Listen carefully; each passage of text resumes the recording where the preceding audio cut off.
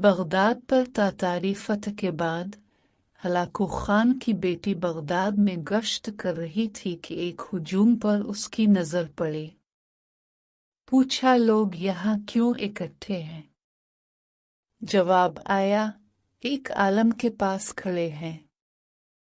دختر Hulagu نے عالم کو اپنے سامنے پیش ہونے کا حکم دیا۔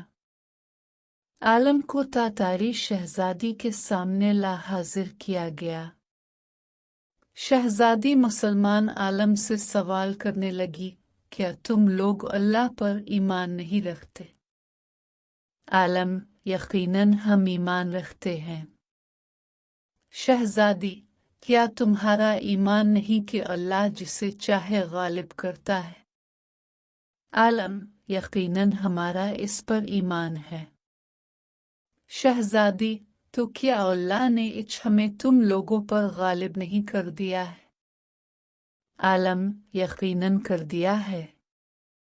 شہزادی: تو کیا یہ اس بات کی دلیل نہیں کہ خدا ہمیں تم سے زیادہ چاہتا ہے؟ عالم: نہیں۔ شہزادی: کیسے؟ عالم: تم نے کبھی چرواہے کو دیکھا ہے؟ شہزادی: ہاں دیکھا ہے۔ عالم: کیا اس کے ریوڑ کے پیچھے چرواہے نے اپنے کچھ کتے بھی رکھ چھوڑے ہوتے ہیں؟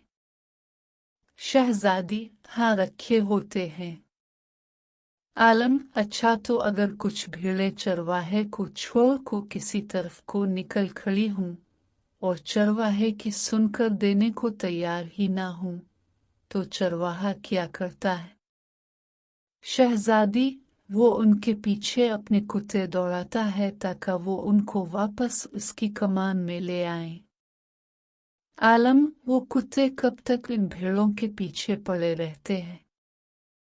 شہزادی: جب تک وہ فرار رہیں اور چرواہے کے اقتدار میں واپس نہ آ جائیں۔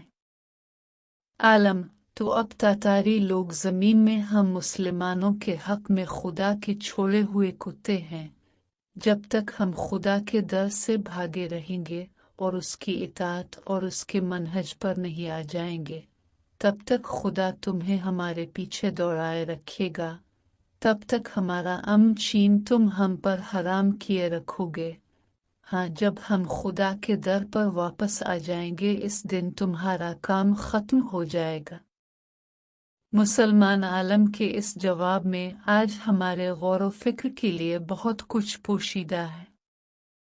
خدایا ہمارے اس بھٹکے ہوئے گلے کو اپنے در پر واپس آنے کی توفیق دے، عبادت طاغوت کی یہ اندھیری طویل رات ہم سے دور کر دے۔ بھٹکے ہوئے آہو کو سوئے حرم لے چل۔ آمین ثم آمین۔